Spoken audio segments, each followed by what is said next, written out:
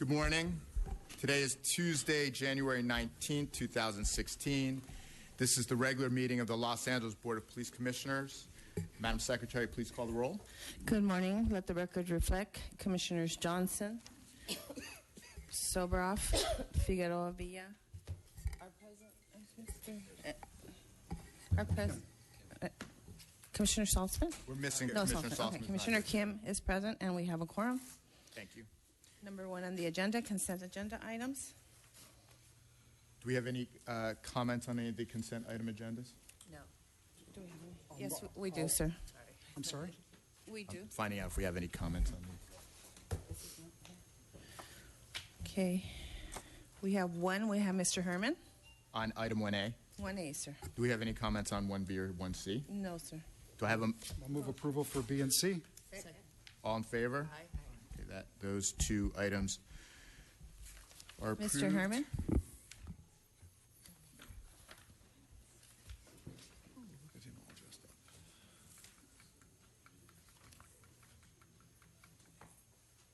Good morning. It's 2016. My understanding that Mr. Wayne Spindler still has Mr. Steve Soboroff and his arrangements of disorder for public arrangements, but this has to do with the issue on donations, food, and parking. And it has to do with the door prize, the same door prize I was welcomed to when I was told that I have to enter the police department here from the rear. You know, to some of you it's not offensive. I know Mr. Soboroff and his crony friends from AEG don't care, but we as constituents would like to enter through the front.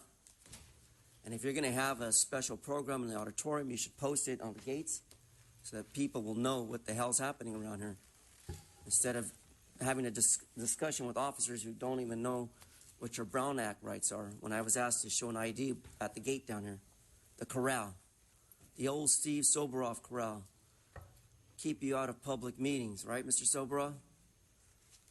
Well, Robin Hood is back to remind you of the offenses you bring under the First Amendment or 14th Amendment and the civil rights actions that we demand to protest on a daily, weekly. Please stay on topic, Mr. Herman. This is item 1A regarding the Right. Police Foundation Right. donation. And those foundations are the same campaign donors that fund Mr. Soboroff and all his crony friends. Although this value amount is chump change to Mr. Soboroff, $25,000.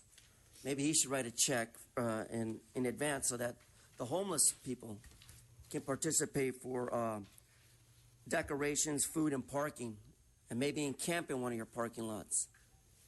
See, such criticism brings good questioning about Mr. Steve Soboroff.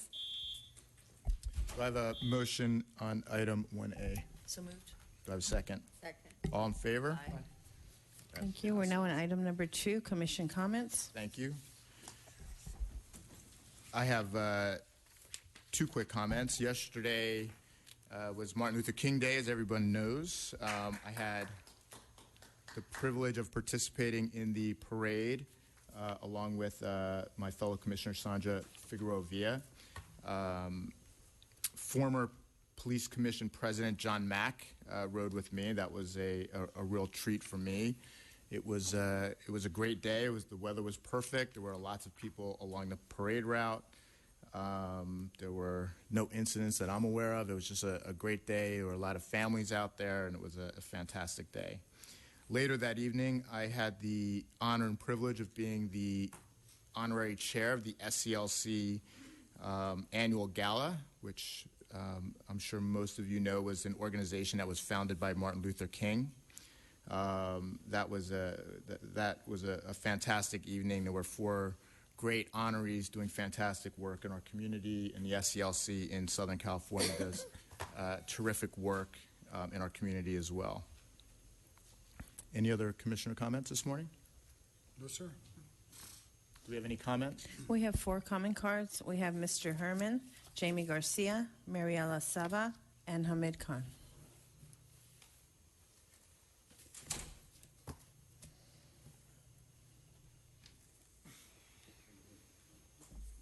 walking in slowly. I have to walk around a building just to get to a police commission meeting nowadays.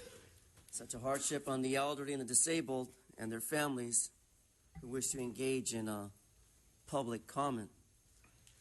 However, the MLK festivities yesterday were great. A lot of participants, except for Steve Sobera. I didn't see him on a float. But regardless, things went well.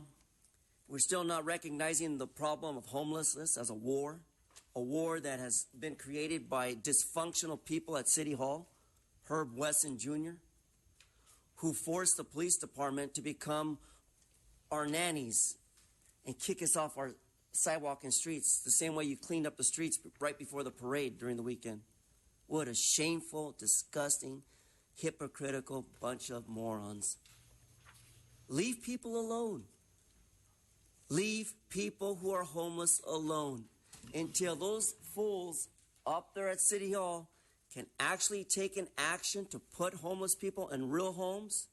Then I can say we've done something very well, MLK supporters. But Mr. Bustamante well knows that there's such negativity when it comes to the war on homelessness. I haven't seen him do an audit yet to see how well the police department is doing without the bad assumption that they are harming homeless people. The same way we gunned down people in Venice Beach. Always in the back. That's why we're told to come from the back, so we can take it in the back, Mr. Sobera. The same way I told Mr. What's that fool from AEG when I was at his meeting on Friday, that tourism commission meeting? I was the only asshole there. Can you believe that? Public comment. Jamie Garcia.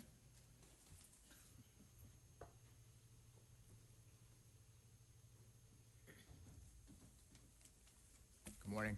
Good morning. So it's a new year, and here we are again. I think this is my first meeting back since after the holiday. So I wanted to get into what your statement was about MLK, but I'm going to save that because, again, I try to come here and try to figure out what does this space mean. How do we move forward in this space, and how are we seen in this space, the community and the people that are constantly present? We've had Black Lives Matters here, Los Angeles Community Action Network here, Stop LAPD Spying, Youth Justice Coalition. We bring our voices, we bring our testimony, we bring our banners, we bring our chanting to be heard, yet still we're not heard. So we have our collective demands.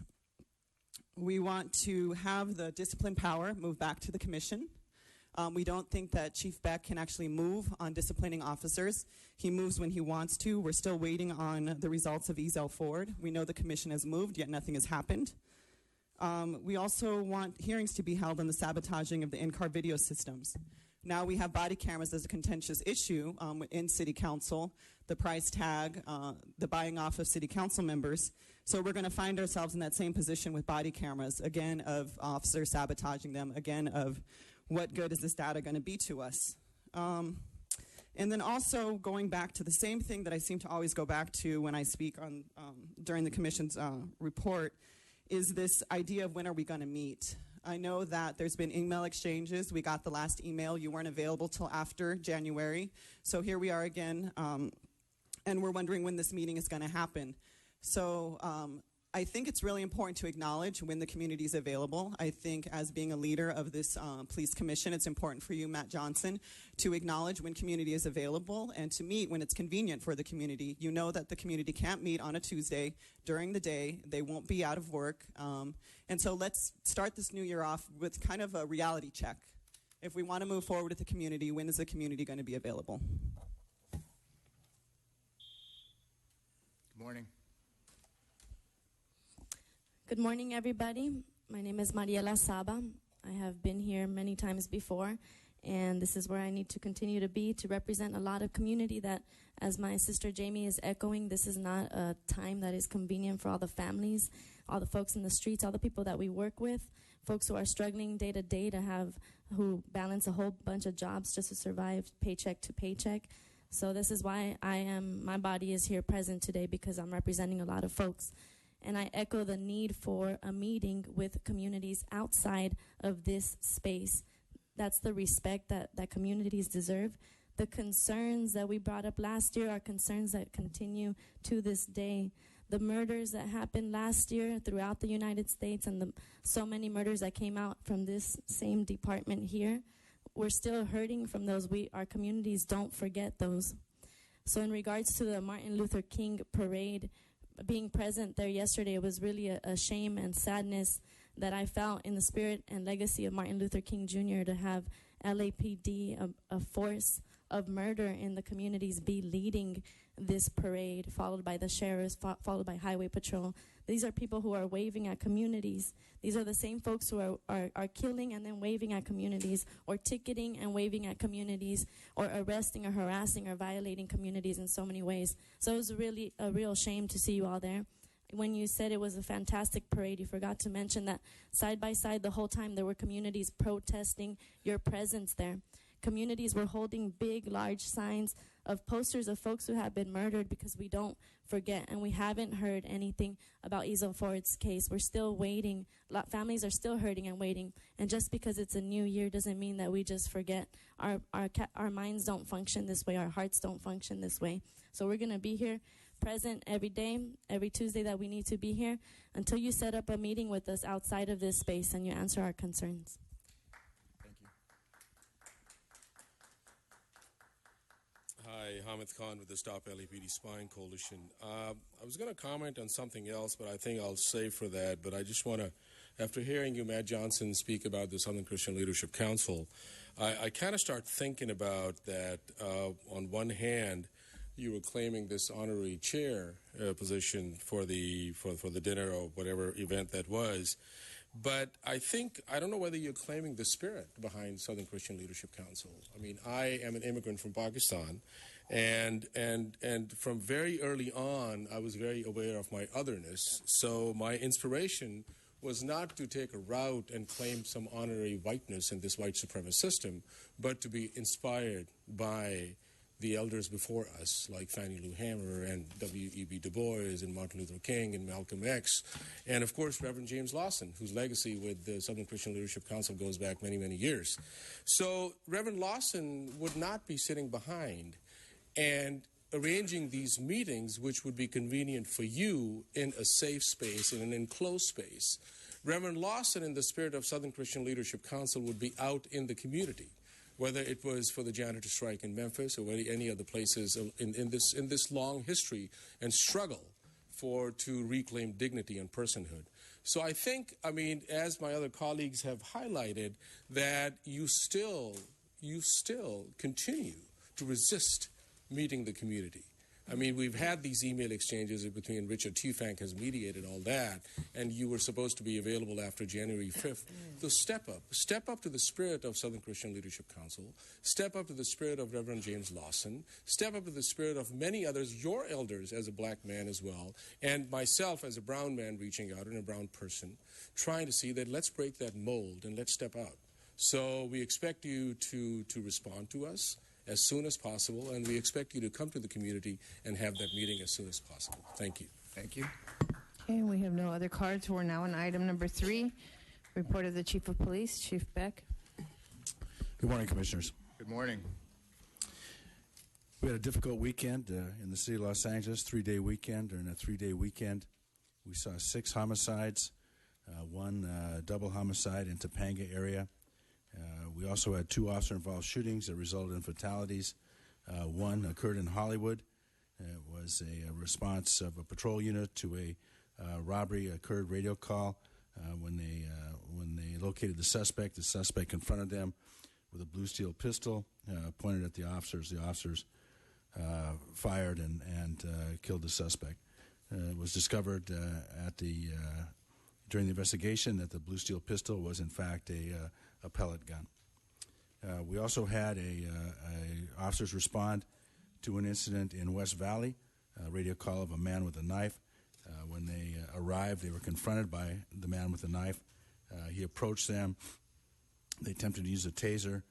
Taser wasn't completely effective. Individual continued to approach with a large hunting knife.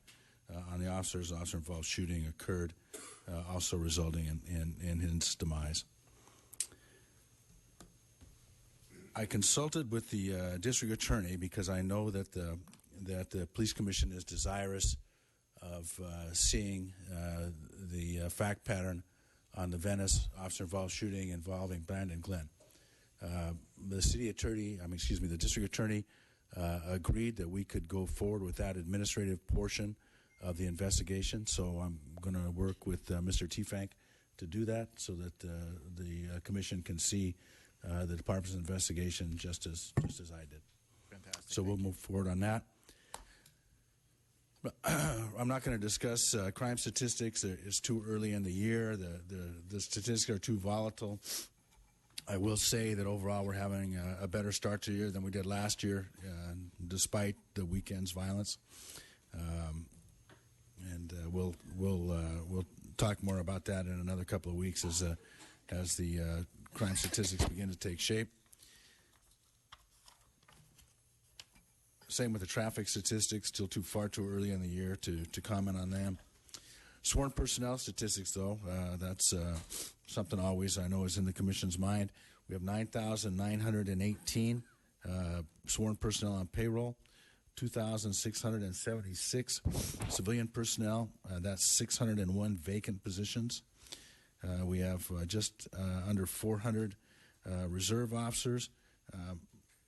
Of particular note, this past Friday on Channel 2, a really good piece was aired about Dr. Kenji Inaba from USC. He's head of surgery there, and he went through our reserve program and will be patrolling the streets of Los Angeles as the highest level of police reserve. So a really good story about Kenji and his journey into policing.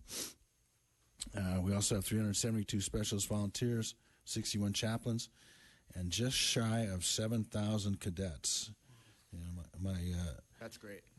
It is great, and I have told Chief Pasinger, I think he had to go upstairs and do some work, but I've told him that before he leaves, we want to have more cadets than we do police officers. He's right there. That's right. We're getting there. And that concludes my report. Thank you. Do we have any comments on this item? We have 8 comment cards. We have Ruth Sarnoff, Mr. Herman, Terry Wilburn, Prentice Jenkins, and Jamie Garcia.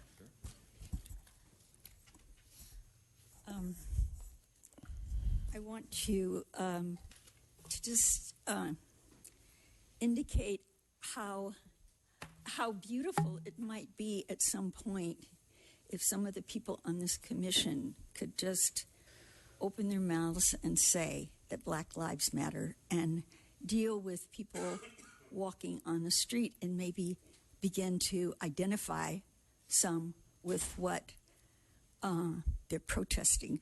I want to read you the leaflet that was passed out by L.A. Can. It starts with a quote by Dr. Martin Luther King Jr. "A right delayed is a right denied." Throughout Martin Luther King Jr. weekend, groups across California, Colorado, and Oregon are standing up for the civil rights of all people, particularly homeless friends and neighbors who are cited and arrested every day due to unjust laws that make illegal the right to sit, rest, sleep, share food, and otherwise exist in public space. Introduced this week by California Senator Carol Liu, Senate Bill 876, as part of the Homeless Bill of Rights campaign, would put an end to these immoral laws that don't stop crime or end homelessness, but rather punish people for being poor and houseless. Our campaign honors the legacy of Dr. King by fighting for those whose human and civil rights are being stripped away. The city spends $87 million a year to police, cite, and arrest homeless people. That is $87 million that could and should be going to building housing, laws, and police practices that criminalize basic life-sustaining activities like resting, sitting, sharing food, sleeping in legally parked cars and simply moving through public space are a threat to human rights. Ma'am, thank you for your comments. Yeah. Your We time will is up. not obey unjust laws or submit to unjust practices. Thank you. Mr. Herman.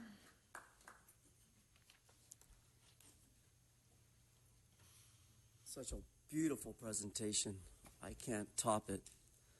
I know that Mr. Spindler was kicked out of a public safety meeting this morning due to Mitch Englander, who's running for county supervisor. But people like that who are on behalf of the public's interest show great concern to the community. Such people who disrespect 54954.3.c, the Brown Act, can't handle the criticism, Steve. Can't handle it. Yes, we have become a programmatic issue of access to facilitate these type of buildings under the terms that the Brown Act protects our rights, to engage in our civil responsibility, to advocate on behalf of other people who cannot defend themselves, the war on homelessness, in which many of you have engaged in. Remove the people on the streets. We're having a parade. MLK. Yay, yay, yay. But yet, your cameras are defective. The same way a gun goes off on its own. And you mow down people left and right, as Charlie Chief Beck pointed out, that this weekend we lost some lives. But the demise of other people's lives aren't the issue for you here today. The issue is dealing with the homeless issue, the war on homelessness. They are targeted by our police. They are targeted by you because you take no constructive order to help them. All broken promises. Where's the change that Kerwin Price talked about at the event yesterday? What change? The change must come from City Hall. City Hall, who's waging the war on homelessness. Look on our streets today. We become the capital insult of homelessness. Terry Wilburn, followed by Good morning. Prentice Long time no Jenkins see. and Jamie Garcia. Good morning. Thank you, Chief, thank you for my uniform, but I never received it. And again, happy holidays. Your status, for one, is very high, 360 something high, because you have planes being crashed. You have people on the space shuttle shooting planes from different angles. And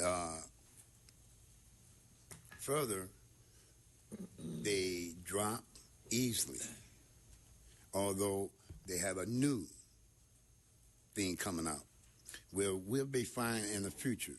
Now, the property crime, is totally high up, because based on the court system, based on news people, and based on workers, because the workers get these books and they auction sale. And then it's 200 and something murders that you don't know. It's higher. All up on Beverly Hills, they have bodies in the area. The mountains, they take them all the way out. The commissioner here, and his crime, we picked up his record, and San Bernardino, whereas it was planted with 211. 1208. I know all the addresses. A girl just got killed last night. She was a bus driver, 925, right next to her. He had bodies. We have 60-something bodies coming here and there. Prentice Jenkins, and this is on a reminder, this is on item number 3, report of the Chief of Police. Morning, Board. Morning, Chief. Morning. Crime. Downtown news. Up 52% downtown. Wow. That's not just me saying that. 52%. Crime is up. we have to ask ourselves why it's up. Oh, I'm Prentice Jenkins, activist since 1991, City Life newsletter publisher. And it says that, let's see, homicides, 2015, 11. 2014, there were only 6. Rape, 122 in 2015. 91 in 2014. Robbery, 669 in 2015. 471 in 2014. Aggravated assaults, 890, 2015. 545, 2014. That's a significant rise, folks. We need to ask ourselves why. Is it because AB 105, 109? Is that why it's happening? Because they're releasing more prisoners? And prisoners don't go to Beverly Hills. They make sure they don't when they release them. They don't go to Porter Ranch. They don't go to Palisades. They come right downtown when you release them. And remember, one thing about prisoners who are released, they say they're nonviolent prisoners. They were nonviolent when they went in the prison. But guess what? When they get in the prison, there's a lot of violence that goes on. So they are violent when they come out. Even though they were just burglars when they went in, they're killers when they come out. And they're sending those killers downtown to downtown Los Angeles. And the question is, what are the police force going to do? Chief Charlie Beck, what are you going to do about that? I mean, you got 11 murders in last year when there were only 6 in 2014. I'm not blaming the cops. Jamie Garcia, followed by Ted Hayes.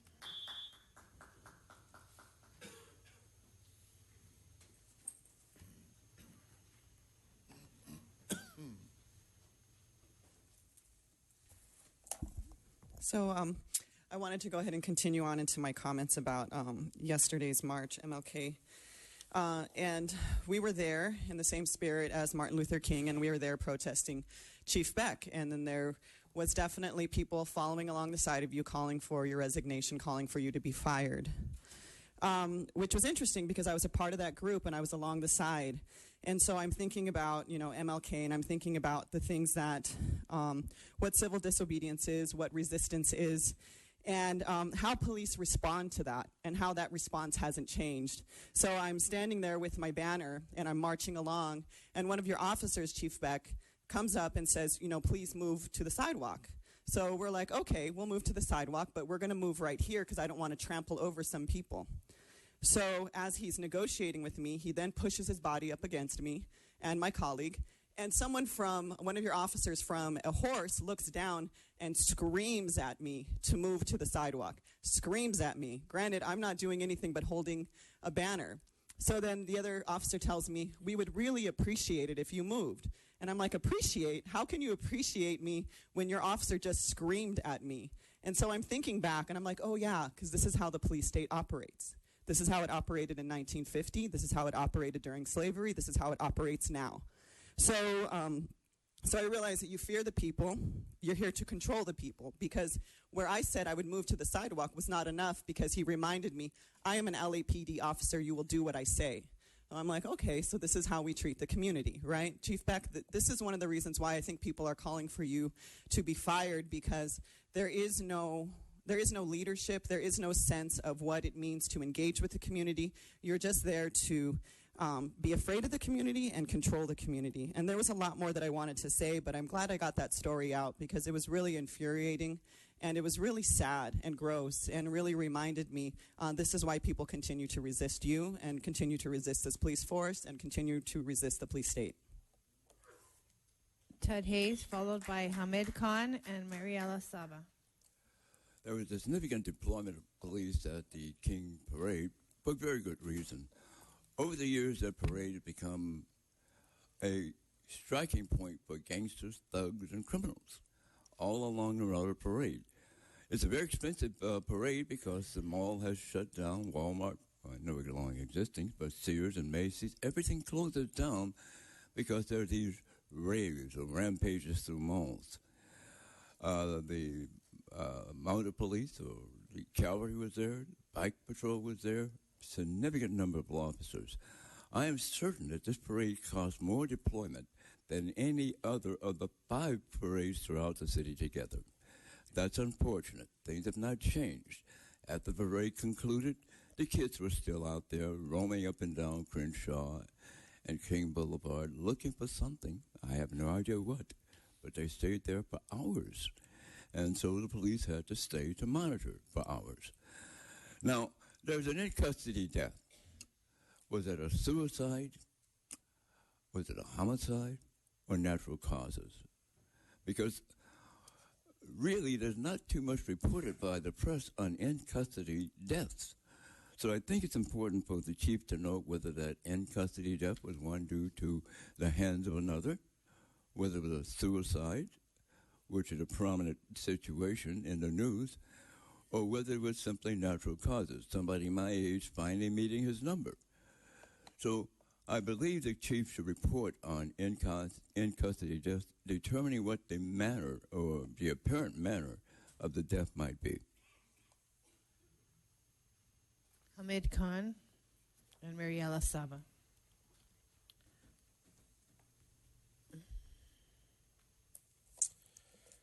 So since we're on the subject of the parade from yesterday, it was very striking and very ironic that what Dr. King would have thought about watching Charlie Beck leading the parade. How would all those just people who've inspired us and people whose shoulders we ride on would look back, and particularly after Dr. King's famous speech at the Riverside Church when he talked about that how the United States suffered from 3 diseases: war, poverty, and racism. And those diseases have continued, still suffering from war, poverty, and racism. And war not abroad, and war at home as well, and that how war is being waged on the people in the United States. So as we were there at the parade, watching one after the other, from LAPD, from the military, from the Sheriff's Department, with Chief Beck leading the parade, and of course our city council members very much in their cheerleading outfits, kind of just running the show. It was disappointing. It was very ironic. It was very sad as well. But it also reminded us that how much work we need to do. That's why we come here every day, or every week. And we're going to keep on coming back because we hope that, and maybe this would be a new start for this year, Matt Johnson, that you ask Beck that at every time he gives his chief's report, there should be a detailed account of how many reports have been misclassified, how many people have been murdered by LAPD, what is the level of excessive use of force, what level of verbal assaults, how many reports of bias policing have come in. Because I think just to kind of garnish this thing with a comment about Chief coming here just for some show and tell, I think that's not going to cut it. So if this is going to be a real commission, a real civilian oversight board, then I think the chief has to be really held accountable, and those reports should include much more details than what he gives us.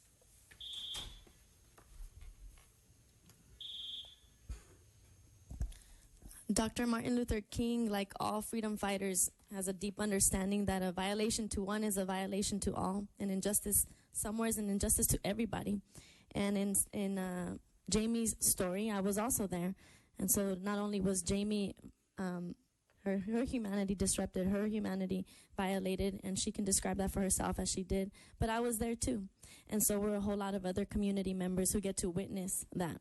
So I just want to remind that is how the police state operates. It is aggressive, it is violent. And in my observation, it was really interesting as you were sitting on that LAPD convertible that I hadn't seen, even that model that you all have. Yesterday was a good day to notice how much funding is in your hands and how ridiculous it is, the amount of toys and things you have. And these horses, it was sad to see how you continue the legacy of colonizers and still are using horses to be aggressive with folks. It was really interesting to see you all operate as a gang, having a leader there and seeing all the other LAPD members in your defense, and that. So I just like to recognize you all as one of the main operating terrorist organizations of this nation and in this world, and one of the main gangs in this world. And I got to see it even in every little action that you do. The other observation and comment I have is around the youth who are cadets, and that is not the that is not the path that we want our youth to take.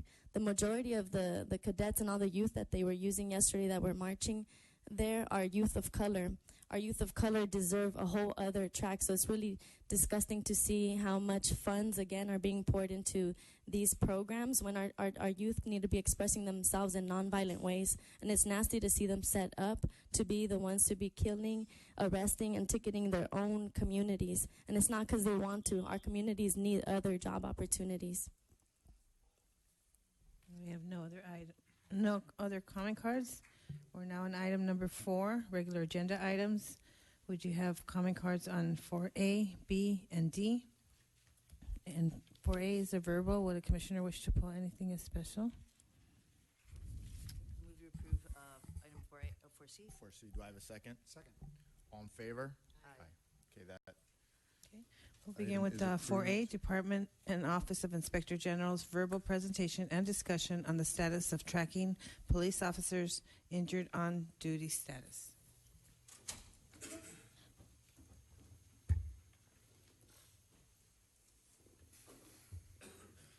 Good morning, everyone. Good morning.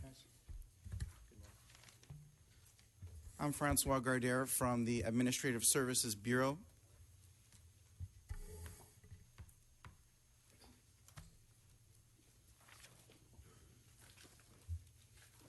Commissioners, you asked that Administrative Services Bureau, in concert with the Inspector General, bring back a report to answer several of the questions that you had at the last meeting. And unless you have questions, I will go ahead and try to answer all of those questions in order. Fantastic, thank you. Great. So the first question was status on achieving a central location that allows the department to identify all sworn and civilian employees currently on IOD, all sworn and civilian employees currently on long-term IOD, short-term IOD, and all those on IOD and their prior claims.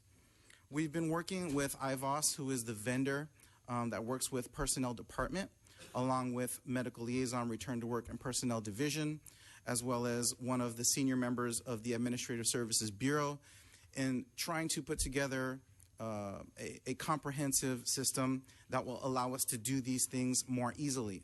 Again, as I stated before, we can do these things now, but it is a little bit onerous. So we've had several meetings.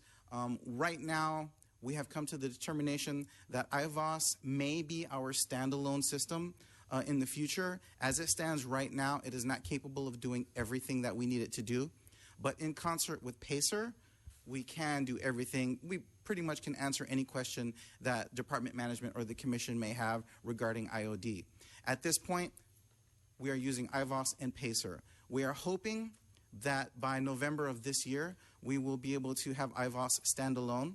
We're currently trying to put together a matrix of all the different possible queries that we may want to, or all the possible reports that we may want to have generated on a monthly or quarterly basis. And until we know exactly or try to identify every single report that we might need, we really don't have a cost estimate on how much it might cost to have IVOS be our standalone program. So that is a work in progress. But again, I really want to... So does it require additional programming of IVOS? IVOS may require additional programming. Again, we're trying to figure out exactly how many reports we may need from IVOS, because there's just, you know, an incalculable amount of questions that may be asked regarding IOD. Mm-hmm. So we're trying to put that together, and once we have that together and have our workflow in place, we'll be able to go back to IVOS and say, okay, this is what we want it to do. Do you think you can tweak it to do that, or is it going to cost us, is it going to be additional funding to do that? Are we going to need additional funding? Okay. And tell me again, what was the time period to before you'll be able to answer that question? Or at least go to them with that question? Well, we're going to go to them with that question in the very near future, once we have all the possible reports in a matrix, and then we're going to ask them, okay, this is what we need IVOS to do if it's going to stand alone, Mm-hmm. and they will either tell us, oh yes, we can tweak it to do that, or no, it's going to cost you. Okay. So that's where we are with that, and we hope to have that done in place by November 2016. The entire process done by November, but that depends on what answer you get back. It depends on what answer we get from IVOS. But as I said, we can provide the reports now, but to have a standalone system to be IVOS by itself. How long does it take to get the information together now on It can- the current system? In a day. In a day. Yes. So if you ask me in the morning how many people are currently off IOD, by the end of the day, I would have an answer for you. Okay. So an interim report on the numbers of employees currently on IOD in various categories. I have those numbers for you. And this is as of December 12th. That's when we ran the report. I wanted to do it far in advance of this meeting so that I wouldn't be rushing at the last minute to get the numbers to you. But as of December 12th, all sworn and civilian employees currently on IOD leave was 323. All sworn and civilian employees currently on long-term IOD leave, which was 6 months or longer, was 37. And all sworn and civilian employees currently on short-term IOD leave, which is less than 6 months, was 275. And that's out of 12,000? That's out of 9,900 plus 2,700, so almost about. And then, in previous claims, was that also calculated, the number of individuals in IOD who had previous Yes, claims? we do have the report on previous claims.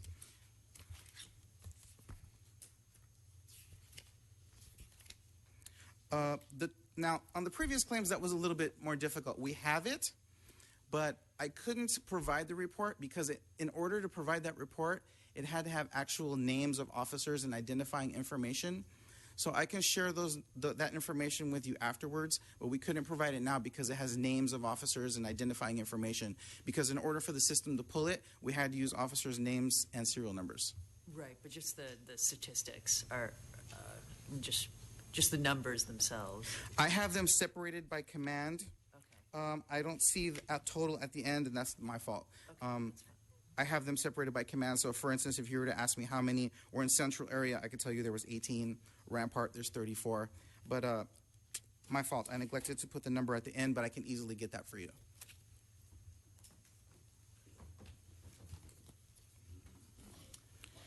So one of the questions was, how does the return to work section manage IOD processes in the department and working with SIC and IOD coordinators? We have Special Order Number 7 of 2006 that was put out that identifies how we treat employees with disabilities. We have been utilizing that since 2006, and that is a document that is basically our Bible when it comes to how we treat those with disabilities and how we follow city policy. We ask that those that are off provide a note every 30 days. We encourage the commands for people that are off to contact them every 7 days to find out how they're doing, because all the statistics show that the more you communicate with an employee that is off duty, the quicker they will come back to work. We retain up-to-date work restrictions on employees that are off. We coordinate the interactive processes for those that have permanent restrictions, both sworn and civilian. We monitor the wellness of the employee through the 30-day notes and the 7-day notes and talking with them, as well as monitoring their work restrictions. We facilitate the reintegration of sworn employees. So if an employee has been off work more than 1 year, which is 366 days, there's a reintegration process that they go through to make sure they're healthy, make sure that there are no issues outstanding with them coming back to work. We send them to reintegration, which is a school that I believe is 3 weeks, where they come up to date on all the new orders and all the new notices that have come out in the department since they've been gone. Another question that was asked is, if someone's going to play the system, how are you going to catch them? Well, we have analysts in both Return to Work and Medical Liaison, which are both sections of Personnel Division, that have been trained to identify and recognize IOD claims that may be fraudulent in nature. We have the immediate supervisor's investigation that tells us basically what happened and if it was a preventable incident. The SIC and IOD coordinators are another avenue that we use to see if there are possible kinks or fraudulent identifiers in anybody's cases. We have a Special Operations Division of PSB that provides training in fraud detection. And we have Special Operations Division who also implemented a workers' compensation fraud hotline so that anybody that thinks that there may be fraud occurring in the department, they can call that hotline, and Special Operations Division will then make a determination as to whether they need to pursue that or not. We analyze and scrutinize for physicians' certificates, and that is one of the areas where we find a lot of fraudulent physician certificates. Plan going forward to further improve IOD processes, including interim budget request systems modifications. Well, as I've said, we're trying to have IVOS be our standalone system. We have made an interim budget request for 10 additional positions so that we can have a risk assessment unit and we can look at paperwork, analyze paperwork instead of just process paperwork. We've developed a new letter to primary treating physicians that will basically tells the doctor, look, we have a lot of jobs that this person can do. They don't necessarily need to be off work. We have a multitude of things that person can do. Please review your patient's restrictions and let us know if there's anything that we can provide this officer or civilian. We also have the supervisor's accident investigation form, which I actually already mentioned. How will the department use the system to identify commonalities for risk management purposes? Both Personnel Division, if and when we get the interim budget request, we're going to have our risk assessment unit where we're going to be able to look at things a lot more carefully than we do now, analyze versus process. And the Risk Management Division is going to be using IVOS to analyze and evaluate trends in industrial illnesses and injuries. And we as well are going to provide information from our vantage point on what illnesses, what trends we see in illnesses and injuries with both sworn and civilian employees. Another question that came up was 60% of all LAPD officers filed at least one claim over the last year, and that seems kind of high, and how does it compare with other agencies? Well, when we looked at the audit, what they did was they added 3 years of claims and divided it by the number of officers that we had. Well, if you do that long enough, you're going to come up with 100%. If you do it for 6 years, it's going to say 100% of all officers filed a claim. So it's a little bit misleading. If you look at it during the year per 100 officers, we actually, it was 32% for LAPD, not 60. So compared to LA County Sheriff's, which was 21, Orange County 12, and San Diego, which is 25, we're still a little bit high, and that's why we're here talking about how to improve the processes. But it's 32%. In reality, it's not 60. Well, it's not 60 depending on how you look at it. Right. Can I just ask a clarifying question about Yes. the fraudulent physician certificates? Yes. So those are instances where fraud is detected on behalf of the claimants, and so those physician certificates are presented by the claimants, or what's the source? Usually they're provided by the employee. And sometimes we see that dates look a little bit altered, or the signatures look different than the previous physician certificates, and that's a good thing about having analysts that have been working in the section for years. A lot of times they know the employees, they know the doctors, they know what the notes look like, Right, and and they'll say, this doesn't look like Kaiser note. Repeat Exactly. issues. And that's how that works, and then we send that to Special Operations Division. Safety committees, and a question was asked about safety committees. We notified everyone in November, as in 2-3 months ago, that safety committees were going to need to be in place. This is January, and already 3 safety committees have met. Motor transport, robbery, homicide, and Pacific have already met. Their safety committee has already in the process of putting something together. I think that was all the questions that the commission had. And again, I apologize for not having the total on current and prior leaves, but I will get that to you today. And just if I can add real quickly, unfortunately, the police department prosecutes employees every year for workers' comp fraud, and we send people to discipline hearings for the doctored notes. The other thing I will point out is that an IOD claim by an employee doesn't necessarily mean they miss any work. You know, we are culturally, supervisors are scrupulous about documenting injuries to employees, and that can have a huge difference. You know, if you say that you know that you have a cut on your hand, or you got a sprain on your wrist, and then we send you to a contract hospital and have you examined, and that can result in documentation, although you may never miss a day.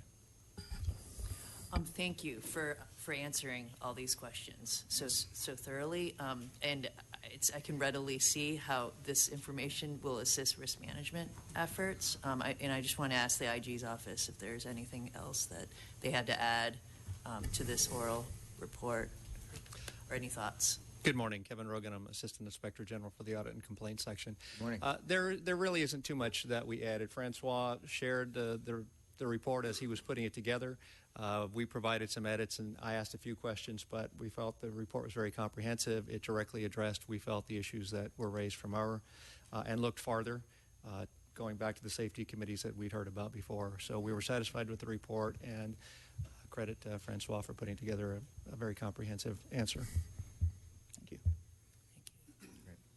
Do you have a sense of, because our numbers are higher than the other departments you looked at, and I appreciate that you did a comparison to other departments. Do you have a sense of why that is, and whether we will be able to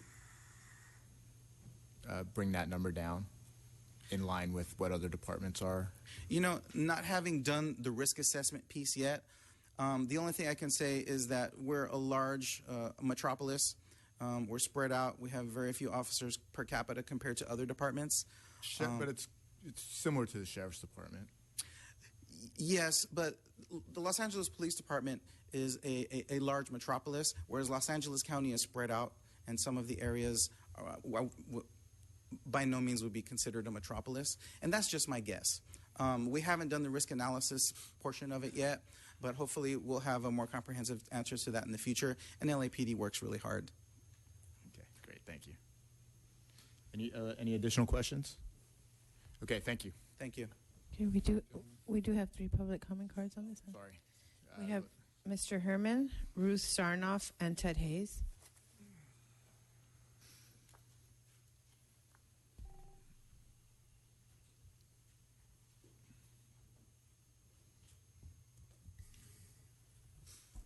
Now we're talking about IOD, injuries on duty. I can relate.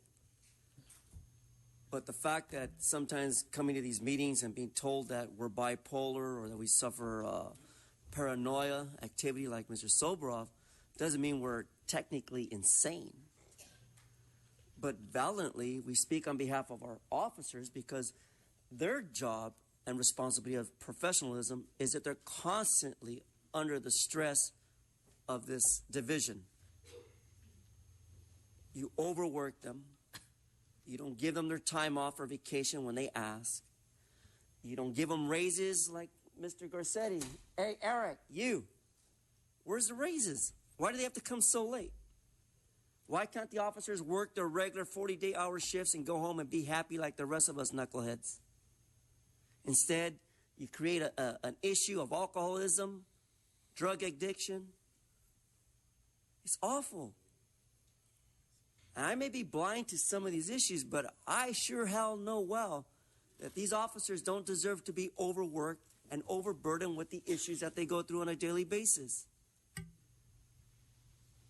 Rank and file must get their raises so they can stop working overtime to become injured on the job. And then you say, oh, well, look at them. They're crying. They have to file a complaint. And now we have to do a process. We need their medical evaluations and make sure that they're clinically not insane. But see, the public is aware of what's clinically insane when you shoot people in the back, like at Venice Beach. That's crazy. But under the law now, it is time for change. Give our officers a rank. They're fit for duty, pay raises, so they cannot suffer personal injuries on the job anymore. Ruth Sarnoff.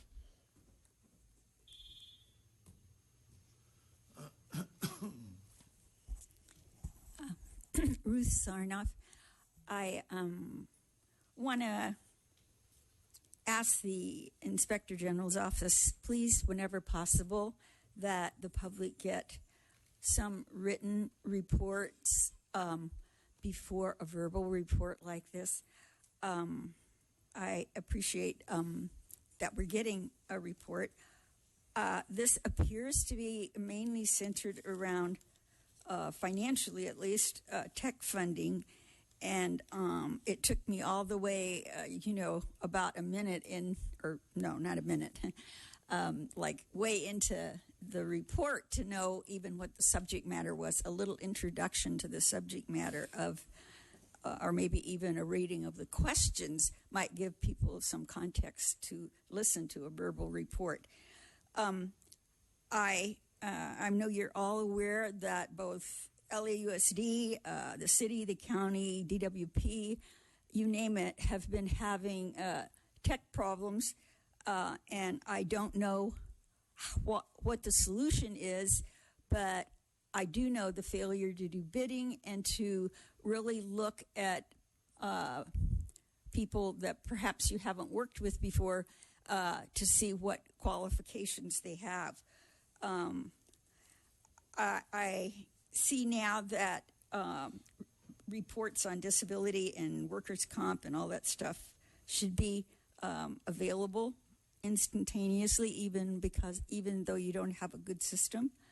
But I want to say that I think what's happened today is a good argument for having the first responders coming out when it involves homeless people and people in the downtown area, places in high stress areas, and not send police officers into work that they're not obviously prepared or skilled or have the training to. Thank you for your comments. Time is up. And I wanted to have, if someone would deal with what the names of all the safety committees that you have gone to before you close this session, it would be helpful. Mr. Hayes? Police work can sometimes be deadly and dangerous, but throughout the years, the employees from the Department of Water and Power have suffered more deaths and injuries than the police department. Now, most people don't recognize that these injuries and deaths are not often reported in the media, and so we don't know about that. So the badge of honor with DWP is have missing fingers because electricity explodes and takes off fingers most obviously. Then, of course, there falls from the poles and things of that nature. Now, police work can sometimes be dangerous, but DWP is always dangerous and always costly. Now, we know they have a sweetheart contract. These people get paid more money than anyone else working for the city. Well, that's good because it's a profit-making organization. They make so much money, they can return some of it back to the general fund. Now, that's where I'd like to get some information about the departure on workers' comp. Does that come from the police department budget, or does it come from the general fund? We need to know that. And so the money that the DWP puts back in the general fund can perhaps be subsidizing the workers' comp from the police department. A good relationship economically, perhaps. So since we don't get regular reports from DWP about injuries and even deaths, I think it's important to compare the fact that some people take risks, very serious risks, during their job. Now, I believe that there should be some method of taking down people who are running rabbits without being injured. But I would suspect that most injuries on the job are with people being captured by force. And there are no other cards on this item. Great. Thank you very much. Appreciate the report. Okay, and item number 4B, we have one comment card. We have Mr. Prentice Jenkins. So on item 4B, I was very pleased to see the results. Would any of my fellow commissioners like a report on this, or were they satisfied with it? Okay, great. So let's call the comment card, and then we can. Mr. Prentice Jenkins? Just one card on this item? Yes, sir.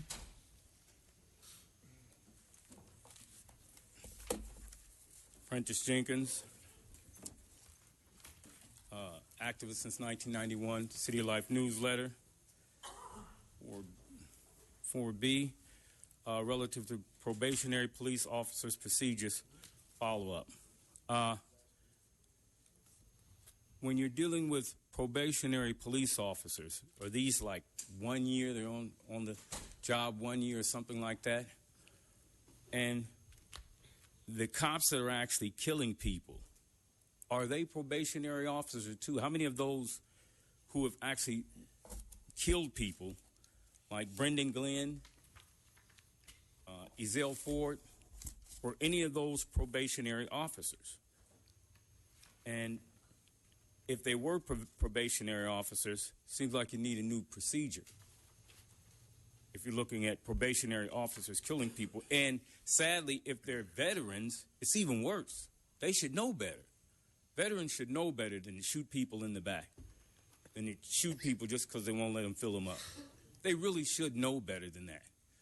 But apparently, as we said, I have a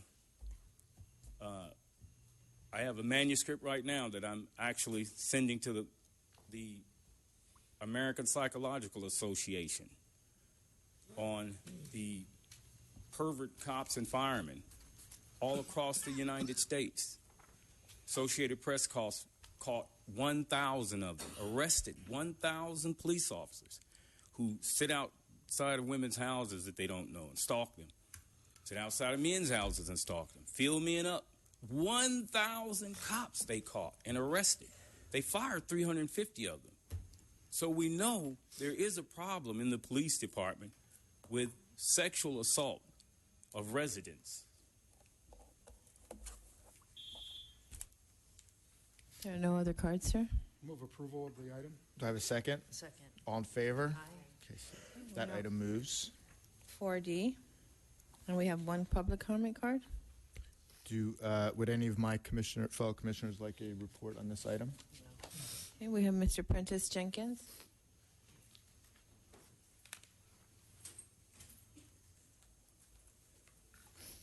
Boy.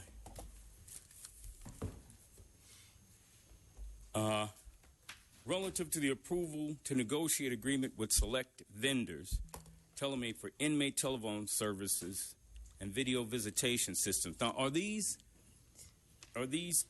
telephones going to be inside the cell, or are they going to be outside the cell? If they're outside the cell, inmate can't use them. If they're inside, I've been in the county jail back in '95 for protesting. Yeah, they throw people in jail for protesting. So I know how important it is to have those telephones inside the jails, inside the jail cell. I called my lawyer. I was out in 2 hours. They had me in there 6 days. I was out in 2 hours when I saw those phones. And it's important to have those phones in there. Just a side note, I went in because we were talking to a contractor who wanted to get a construction contractor who wanted to get the community involved in construction, working on the construction sites. And the contractor invited us down. And a detective came over and said, "Hey, you can't be on this site." We said, "Hey, this gentleman invited us down to this site." I said, "Who are you?" He said, "Well, I'm the LAPD Organized Crime Intelligence Unit." But I'm a smart ass. So what I said was, I didn't know organized crime had an intelligence unit. That pissed him off. I've never seen anybody turn that red before. You could see the flames coming out of his head. And sure enough, he went over to the contractor to see if he can get him to lie. And the contractor said, "I invited these gentlemen down here to get the community involved." He said, "Who called you?" "I didn't call you. I didn't call the cops. You're the ones that are trespassing." Got off the site. Long story short, threw my behind in jail. Never been in jail before. So when you're dealing with telephones, I hope they're going to be inside the jail cell, not outside of it. Thank you. Move approval. Do I have a second? Second. All in favor? Aye. Item moves. Thank you. We're now on item number 5. We have 9 public comment cards. We have Ruth Sornoff, Terry Wilburn, Prentice Jenkins, Ted Hayes, and Jacob Smith. Joe Smith.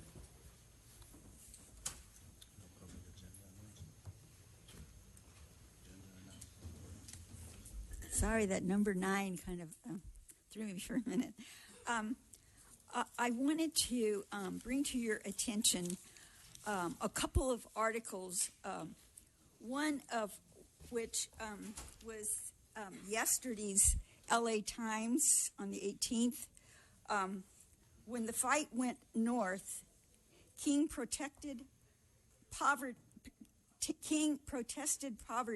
in Chicago and saw a new level of hatred.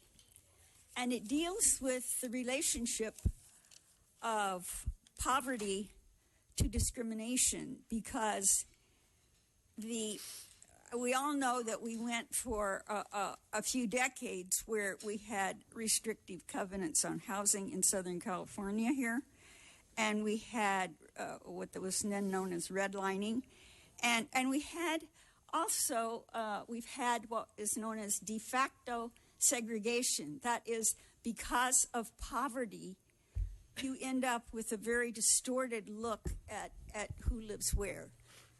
It's pretty well known that West LA is like and the beach cities are higher income than are the central cities or East LA or the Southeast or even the Northeast.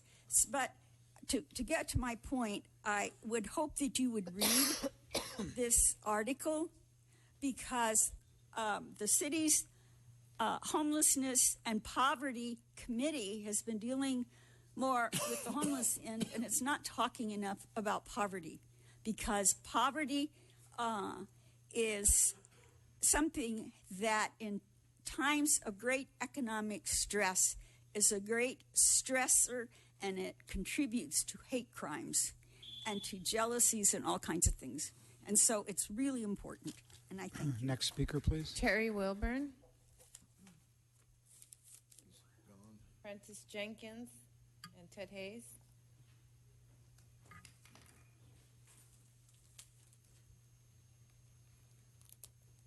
Francis Jenkins, activist since 1991, City Life newsletter. Where'd the president go? He takes off all the time. What's going on back there? Is there a party back there or something? He keeps taking off. Why does he do that? I'd like to introduce this document to the Los Angeles Police Department. It's a letter requesting that the Los Angeles Police Department refrain from using the word Islamic, Muslim, and terrorist in the same sentence. You give that to Mr. T. Fank. Incorporate that into the police department's. It's important that we stop using that, because Muslims are not terrorists. Terrorists are terrorists. So when you say we're fighting Islamic terrorists, when Timothy McVeigh blew up that building in Oklahoma, he was associated with Christian Church. No one called him a Christian terrorist. But yet they continue to call Muslims Muslim terrorists, Islamic terrorists. The cops do it too. So that's an official document. Ask you to, when you give your statement about terrorism, stop using the word Islamic and also Muslim and the word terrorist at the same time. Because there are a billion Muslims, and we know they're not all terrorists. None of those are terrorists. Only terrorists are terrorists. Also, I have my manuscript that I'm going to send to the American Psychological Association. And it's depicting the psychosis suffered by police officers and firemen, the perverted psychosis suffered by them. And also I want to show this. This is what's known as a paper tiger. If someone let a tiger in here, we all take off running. But I'm going to scare you all with this tiger right here. See what I can do with this tiger? That's the board. Next speaker, please. Ted Hayes.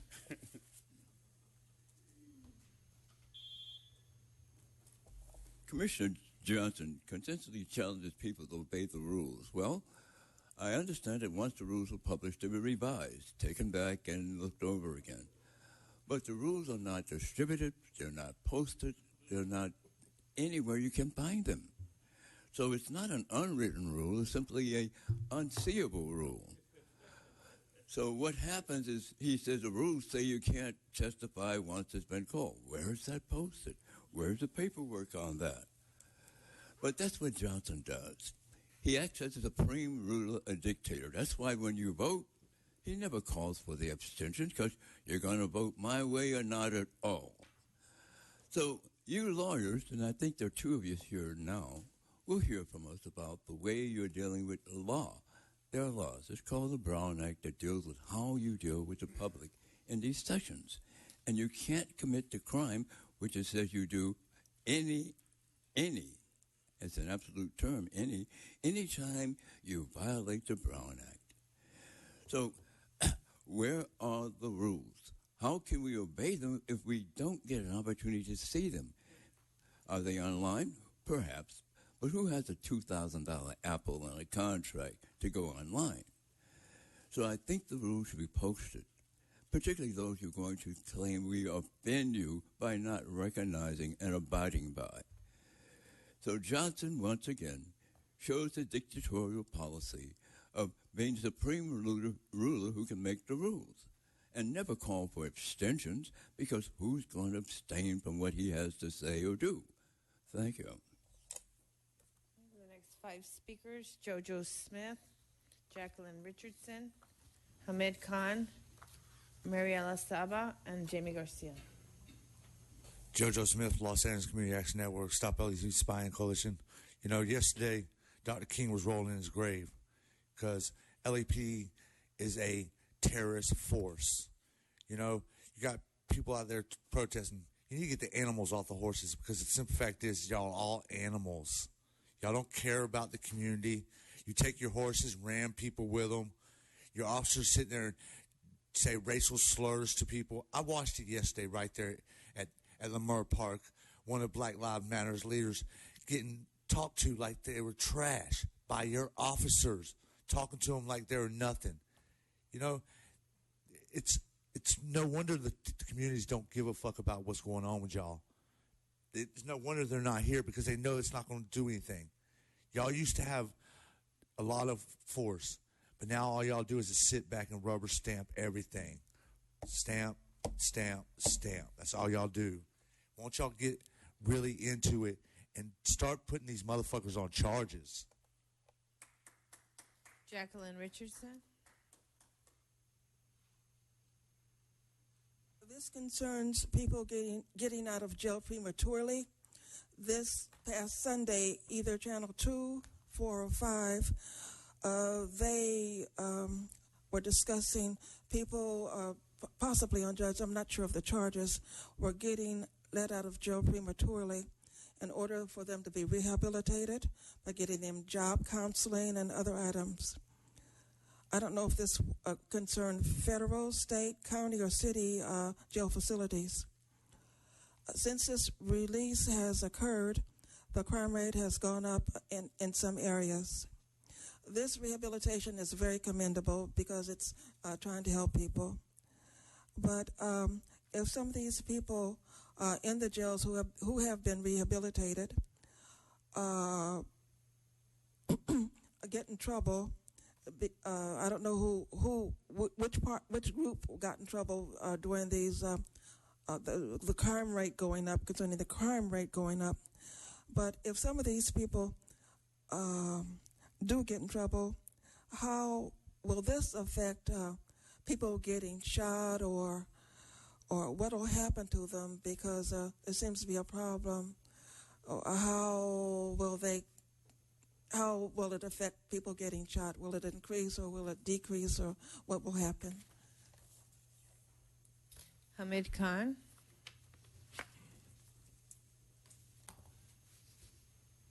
Hi, Hamid Khan with the Stop LAPD Spying Coalition. On December 8th, we released the drone report in the city of Los Angeles and the use of drones by the LAPD. We gave you copies of those reports, and we also have sent letters to you demanding as to what actions are you going to take on this thing. What has been going on is that the LAPD received these 2 drones in May of 2014. It's been 20 months since they've been sitting in Los Angeles. It's been 20 months. Well, since September, they've been sitting in Bustamante's office, apparently. And yet, there's been no action. There's been no outreach. The coalition released this report. We started a campaign, Drone Free LAPD, No Drones LA. Over 3,000 petition signatures. over 200 focus surveys, focus groups, town halls, community meetings. We've gone out there into the community, and the community is overwhelmingly rejecting the use of drones because they don't want LAPD to keep on continuing in its trend of militarization. There's completely lack of or complete distrust of LAPD, and people are very aware of mission creep, that how this thing moves. So the question is, what are you going to do about it? Because what's going on is that the mayor's office says that it's in the police commission's hand. They're the ones who are supposed to be taking an action. But there's been complete inaction, no action at all. So what kind of game is being played? It's been 20 months now. Remember, May of 2014, that these two killing machines were gifted by the Seattle Police Department. So the question is, when are you going to take that action? And I know that by Brown Act, you're not supposed to speak during public comment or respond, but at least respond to the letter that we have sent. Respond to the official documentation. We'll send you another copy. We'll send you another letter. So you got to take some action, and what we are demanding is that these drones need to be dismantled. They need to be kicked out of Los Angeles. They either need to be sent back to the manufacturers, or they need to be dismantled so they don't cause havoc in any other community at all. So please take that action immediately. Thank you.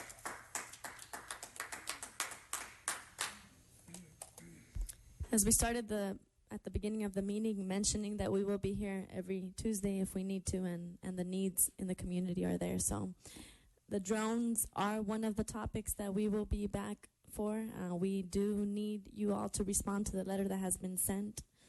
Yesterday at the Martin Luther King parade, I noticed the drone over all of us when we reached the point of Crenshaw and on Martin Luther King Boulevard, and then it continued on the same track of the parade.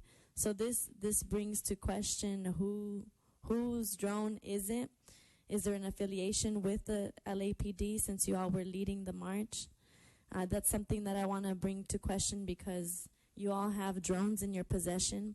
And in the groundwork that we're doing, talking to folks, the mistrust is so present there that folks are questioning if you are already using drones. So I spotted one right above us, and I want to know if this is one of the drones that you have in your possession. Is this the Dragonflyer X6 drone?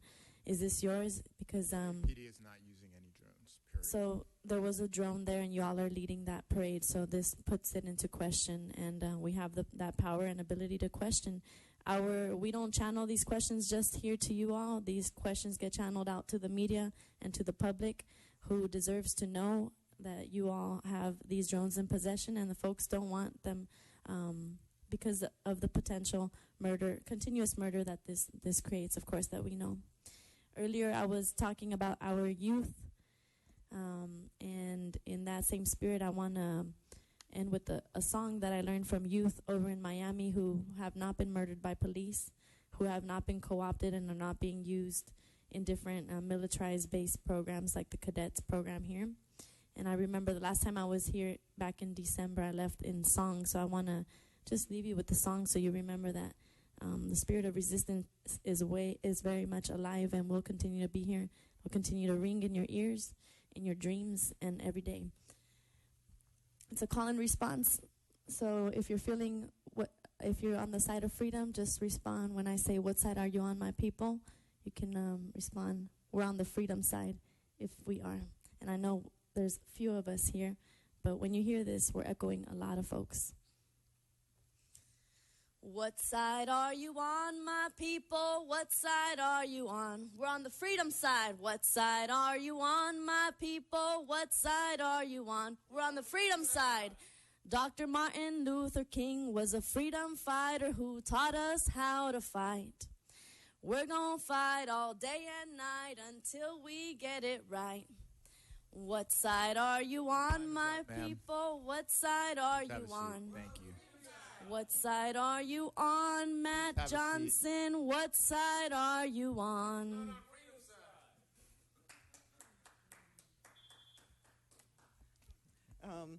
So now we're ending this meeting, and again, I think I just want to echo what one of my colleagues said when he came up here, which is, what is this commission going to do? How can this commission move?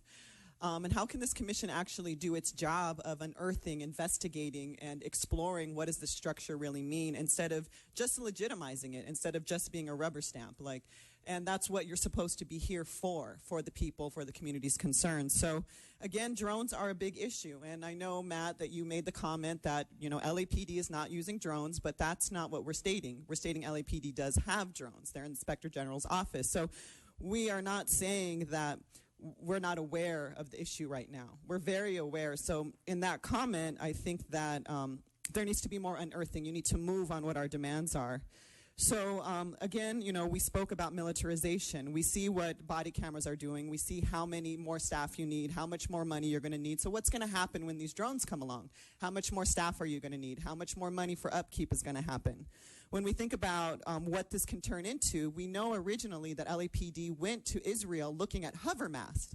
That's a tethered drone that can actually do facial recognition of about 1,000 people. So this Dragonflyer X6 drone is just, sticking its foot in the water from what you really want. And then there's a sense of mistrust. And again, we have no trust in LAPD. You misclassify crime reports. That doesn't seem to be of any concern to the chief or his representative here. And you also refuse to release information. And that's one of the biggest things that we haven't had a chance to mention is the fact that there's a lawsuit that's been filed because of this refusal to release information, because of the secrecy of this department. And I'm speaking about the suspicious activity reports. There's a precedent of these reports being released, and they were released to the ACLU, but the community wants them released now.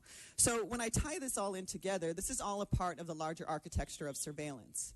So we know that there's a large architecture. We know how drones will be a part of that, and we know the secrecy that occurs. So we want to know more about these drones. We want to know how you're going to move on them, and we want you to hear us, and we want you to meet with us. There's a lot for you to move on. It's the beginning of the year, so let's get moving. Let's find out what's going to happen with these drones, and let's start by having a meeting with the community about them. Okay, thank you for your comments. Do we have There are any no additional other comments? comments on item number 5. We are on item number 6, and we do have one public comment card. We have Prentice Jenkins.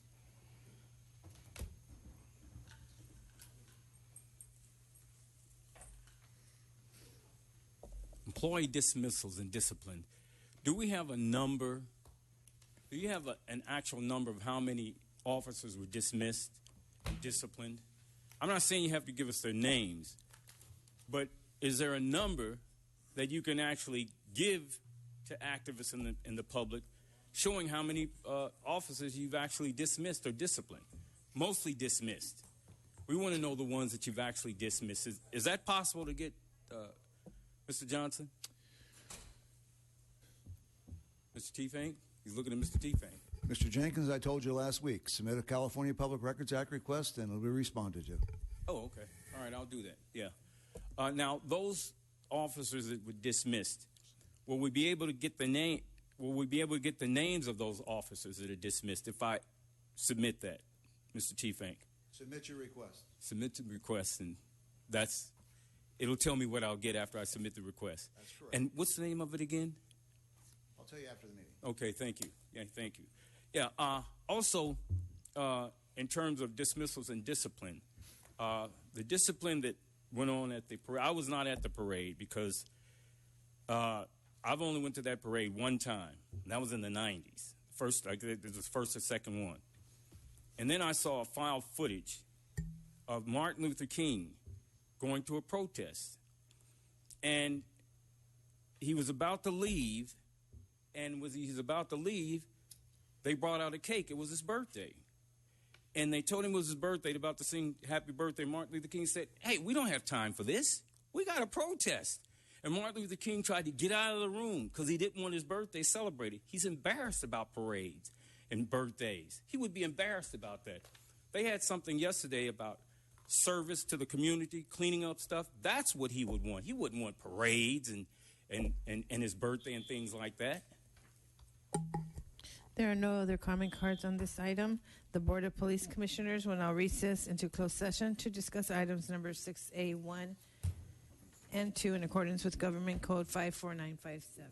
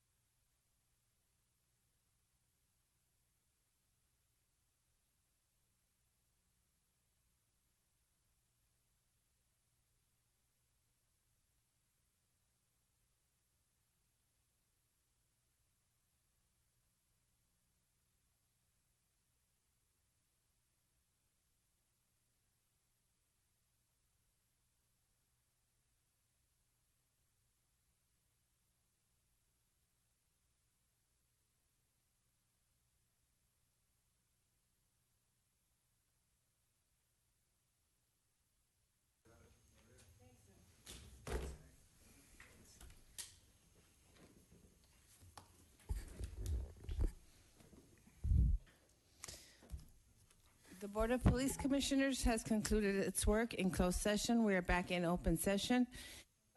Item number 6A1 was discussed and the chief's recommendations were unanimously adopted. And in closed session, item number 6A2 was discussed and the chief's recommendations were unanimously adopted. Mr. President, is there a motion for adjournment? Do I have a second? Second. All in favor? Any opposed?